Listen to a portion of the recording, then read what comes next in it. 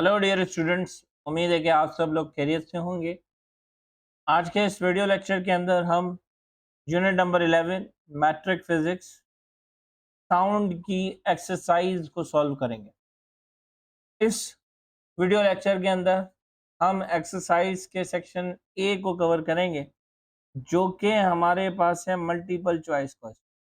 ठीक है, यानी कि हम यहाँ पर क्या करेंगे कि इन तमाम मल्टीपल चॉइस क्वेश्चंस के एक्सप्लेनेशंस की तरफ जाएंगे ताकि ये हमें बहुत अच्छे तरीके से क्लियर हो जाए। तो बगैर किसी टाइम वेस्ट किए हम अपने एमसीक्यूज की सॉल्यूशंस की तरफ आ जाते हैं, बल्कि एमसीक्यूज के एक्सप्लेनेशंस की तरफ आ जाते हैं। इसमें आप देखें कि सबसे पहले जो एमसीक्यू नंबर 1 है वो हमसे कहा जा रहा है कि sound is a form of electrical energy, mechanical energy, thermal energy और केमिकल एनर्जी। ठीक है, तो हमें मालूम है कि हम पढ़ते हैं कि साउंड हमारे पास क्या है, मैकेनिकल लॉन्गिट्यूडनल वेव है। ठीक है ना, मैकेनिकल लॉन्गिट्यूडनल वेव है। तो इस लिहाज से हमारे पास यहाँ पर जो ऑप्शन करेक्ट होगा वो हमारे पास कौन सा ऑप्शन करेक्ट होगा, वो हमारे पास ऑप्शन करेक्ट होगा बी, यानी कि साउंड हमारे पास sound is a form of mechanical energy. Clear dear students. अब हम आ जाते हैं एमसीक्यू नंबर सेकंड पर, जिसमें क्या कहा जा रहा है कि Audible frequency range that a normal human can detect is. ठीक है, हमारे पास देखें कि कुछ रेंजेस होती हैं जो कि हम अपने लेक्चर्स के अंदर भी डिस्कस करते हैं, जिसमें 0 से लेकर 20 हर्ट्ज तक। ठीक है, इन्हें हम क्या कहते हैं, इन्हें हम कहते हैं इंफ्रासोनिक। Clear dear students. और फिर हमारे पास होती हैं 20 किलो हर्ट्ज, जिससे हम कहते हैं ऑडिबल। Clear, Audible. और उसके बाद फिर हमारे पास होती हैं मोर देन 20 किलो हर्ट्ज, जिसे हम कहते हैं अल्ट्रासोनिक। तो आप देखें कि यहाँ से हमें पता चल रहा है कि 20 से 20 किलो हर्ट्ज तक की जो रेंज है उसे हम ऑडिबल कहते हैं। ठीक है, यानी कि ये वो फ्रीक्वेंसी रेंज होती है जो कि एक नॉर्मल ह्यूमन डिटेक्ट उसे कर सकता है।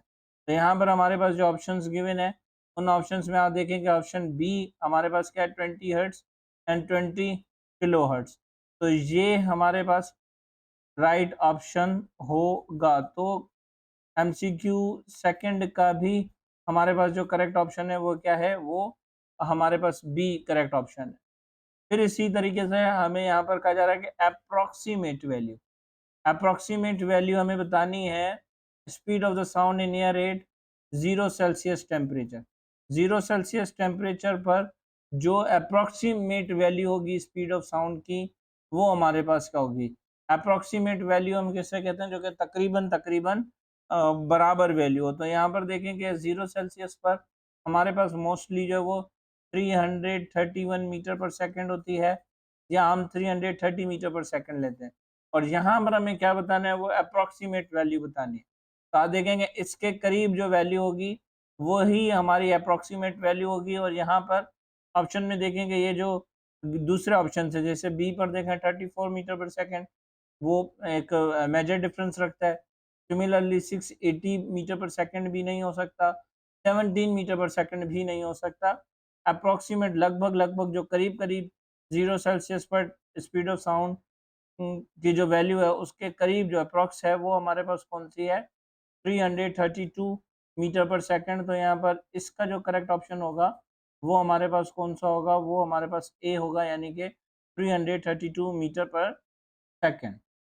इसी तरीके से अब हम एमसीक्यू 4 को देखते हैं, जिसमें हमसे कहा जा रहा है कि sound travel faster in solid as compare to gases because of. Sound solid में फास्टर ट्रेवल करता है, और कंपेयर अगर करें गैसेस से तो सॉलिड में साउंड जो है वो ज़्यादा फास्टर ट्रेवल करता है। क्यों करता है, तो इसमें हमें ये बताना है। हमें मालूम है कि गैस के जो पार्टिकल्स होते हैं वो दूर दूर होते हैं, और सॉलिड में जो पार्टिकल्स हैं वो टाइटली पैक्ड होते हैं। और इसी वजह से जो हमारा साउंड है, जो कि एक मैकेनिकल लॉन्गिट्यूडनल वेव है, यानी कि वो वेव जिसे ट्रैवल करने के लिए मीडियम चाहिए। तो जहाँ पर नंबर ऑफ पार्टिकल्स ज़्यादा होंगे वहाँ पर साउंड ज़्यादा ट्रैवल करेगा, और जहाँ पर नंबर ऑफ पार्टिकल्स कम होंगे वहाँ पर साउंड कम ट्रेवल करेगा, ठीक है ना। तो इसीलिए सॉलिड के पास पार्टिकल ज़्यादा है क्योंकि वो टाइटली पैक्ड है, तो इसीलिए जो वो सॉलिड में साउंड ज़्यादा ट्रेवल फास्टर करता है एज कम्पेयर टू गैसेस। तो यहाँ पर आप देखें कि ऑप्शन ए है gas molecules are packed loosely, sound does not travel faster through a solid than a gas.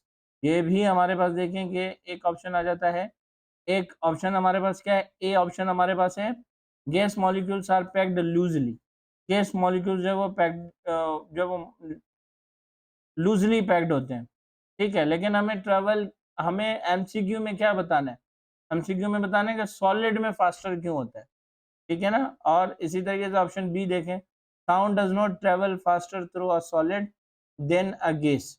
इसमें तो कहा जा रहा है कि साउंड ट्रेवल ही नहीं करता, तो ये ऑप्शन भी हम कंसीडर नहीं करेंगे।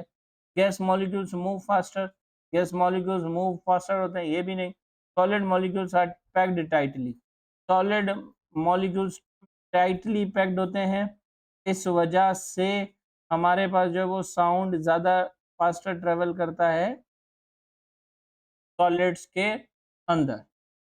अब नेक्स्ट एमसीक्यू में क्या कहा जा रहा है कि the two factors that affect the speed of sound in air are, दो फैक्टर्स हैं जो कि स्पीड ऑफ साउंड पर अफेक्ट करते हैं इन एयर, और वो दो कौन से फैक्टर्स हैं, तो हम ये अपने लेक्चर्स के अंदर पढ़ते भी हैं। एक फैक्टर हम पढ़ते हैं टेम्परेचर का और दूसरा फैक्टर हम पढ़ते हैं ह्यूमिडिटी का। तो ये दो फैक्टर्स हैं जो कि अफेक्ट करते हैं speed of sound in air के अंदर। तो अब यहाँ पर देखें कि ऑप्शन है humidity and volume of the air, नहीं ऐसे ये ऑप्शन नहीं होगा हमारा सही। Temperature and mass of the air, ये भी नहीं होगा। Volume and mass of the air, ये भी नहीं होगा। Temperature and humidity of the air, yes ये होगा। तो यहाँ पर MCQ 5 का जो राइट ऑप्शन होगा वो हमारे पास कौन सा होगा, वो हमारे पास होगा D option correct. Clear dear students. इसी तरीके से फिर MCQ 6 क्या कह रहा है, the separation between two consecutive compressions, दो कॉन्जिक्यूटिव कंप्रेशंस के बीच में जो सेपरेशंस हैं साउंड वेव के अंदर उसे हम क्या कहते हैं। तो आप देखें कि अगर दो कॉन्जिक्यूटिव कंप्रेशंस के बीच में मान लेते हैं कि एक कंप्रेशन ये है और दूसरा कंप्रेशन ये है, तो इन दो कंप्रेशंस के बीच में जो सेपरेशन है इसे हम वेवलेंथ कहते हैं। क्लियर। तो यहाँ पर जो राइट ऑप्शन होगा वो हमारे पास कौन सा राइट ऑप्शन होगा, वो हमारे पास MCQ 6 का डी ऑप्शन जो है वो राइट ऑप्शन होगा। होप्स हो गए यहाँ तक भी आपको बात समझ में आ गई होगी डियर स्टूडेंट। अब इसी तरीके से 7 MCQ क्या कह रहा है, the order of the speed of the sound in different mediums from faster to slowest. Different mediums हमें गिवन है और इसमें हमें बताना है कि कौन सा ऑर्डर हमारे पास सही है। तो आप देखेंगे हमारे पास जो स्पीड ऑफ साउंड हमारे पास होती है वो फास्टर होती है पहले सॉलिड में, फिर सॉलिड से कम लिक्विड में, फिर लिक्विड से कम गैस में। तो जो ऑर्डर हमारे पास होगा वो क्या होगा, सॉलिड लिक्विड गैस। तो यहाँ पर आप देखें कि ऑप्शन ए है गैस लिक्विड सॉलिड, ये हमारे पास ऑर्डर सही नहीं है। लिक्विड सॉलिड गैस ये भी सही नहीं है। गैस सॉलिड लिक्विड ये भी सही नहीं है। और सी ऑप्शन आप देखेंगे सॉलिड लिक्विड गैस, तो यहाँ पर ये ऑर्डर हमारे पास सही है, हम इससे अपना करेक्ट ऑप्शन कंसीडर करेंगे। तो MCQ 7 का जो करेक्ट ऑप्शन है वो कौन सा है, वो हमारे पास है सी ऑप्शन। फिर इसी तरीके से अगर हम MCQ 8 को देखें तो ultrasound has several uses in medicine and industry. Ultrasound का जो है वो several use medicine and industry में होता है। Which one use of ultrasound, which one has use of ultrasound, ultrasound का यहाँ पर कौन सा यूज है वो हमें बताना है। ऑप्शन है absorption, B prenatal scanning, C measuring humidity of air, D dispersion. तो आप देखें कि प्री नेटल स्कैनिंग, जिससे हम प्रेगनेंसी स्कैनिंग भी कहते हैं, या अल्ट्रासाउंड फॉर प्रेगनेंसी के तौर पर भी हम इसे देखते हैं। तो ये जो प्री नेटल स्कैनिंग है इसमें हम साउंड वेव को इस्तेमाल करते हैं और ये हमारे पास जो है वो क्या हो जाएगा, करेक्ट ऑप्शन हो जाएगा। तो MCQ 8 का जो करेक्ट ऑप्शन है हमारे पास वो है B. Clear. The cause of the echo is, echo किस वजह से प्रोड्यूस होता है, या इको के सबब क्या है इको क्रिएट होने का? तो आप देखेंगे इको हमारे पास होता है, इको तब क्रिएट होता है जब हमारे पास रिफ्लेक्शन होती है। रिफ्लेक्शन की वजह से यहाँ पर क्या क्रिएट होता है? रिफ्लेक्शन की वजह से यहाँ पर इको क्रिएट होता है, और इसका भी जो हमारे पास एमसीक्यू 9 का जो राइट ऑप्शन होगा वो हमारे पास क्या होगा? वो हमारे पास होगा रिफ्लेक्शन। Clear dear students? यानी कि डी। फिर हम आ जाते हैं एमसीक्यू 10 की तरफ। Which type of wave can not travel through a vacuum? Vacuum में से कौन सी वेव जो है वो ट्रेवल नहीं कर सकती डियर स्टूडेंट्स? हमें ये बताना है। तो आप देखें कि इंफ्रारेड, माइक्रोवेव्स, एक्स-रेज़, ये हमारे पास इलेक्ट्रोमैग्नेटिक वेव्स के एग्जांपल्स हैं। साउंड वेव हमारे पास मैकेनिकल लॉन्गिट्यूडिनल वेव है। तो मैकेनिकल लॉन्गिट्यूडिनल वेव के लिए हमें क्या चाहिए होता है? मीडियम चाहिए होता है। और वैक्यूम में हमारे पास कोई मीडियम नहीं होता, यानी कि जब एब्सेंस ऑफ एयर हो, जब एब्सेंस ऑफ मीडियम हो, तो वहाँ पर क्रिएट क्या होता है? वहाँ पर क्रिएट होता है वैक्यूम। तो साउंड वेव जब वो वैक्यूम के थ्रू ट्रेवल नहीं कर सकती, तो इसका यहाँ पर हमारे पास जो करेक्ट ऑप्शन होगा वो हमारे पास ए होगा। तो डियर स्टूडेंट्स, ये हमारे पास इन 10 एमसीक्यूज के एक्सप्लेनेशंस थी, इनके करेक्ट ऑप्शंस थे। मैं उम्मीद करता हूँ कि यहाँ तक आपको बात बहुत अच्छे तरीके से समझ में आ गई होगी। अगर कोई ऐसी बात जो आपको समझ में नहीं आई है, तो आप मुझसे कमेंट सेक्शन में पूछ सकते हैं। इसी के साथ-साथ आप मुझे अपनी सजेशंस भी दे सकते हैं, ताकि हम मज़ीद अच्छे तरीके से आपके लिए ये कंटेंट लेकर आ सकें। तब तक के लिए मुझे दीजिए इजाज़त। इंशाल्लाह बहुत जल्द नेक्स्ट वीडियो में आपसे मुलाकात होगी। Thank you so much. अल्लाह हाफ़िज़।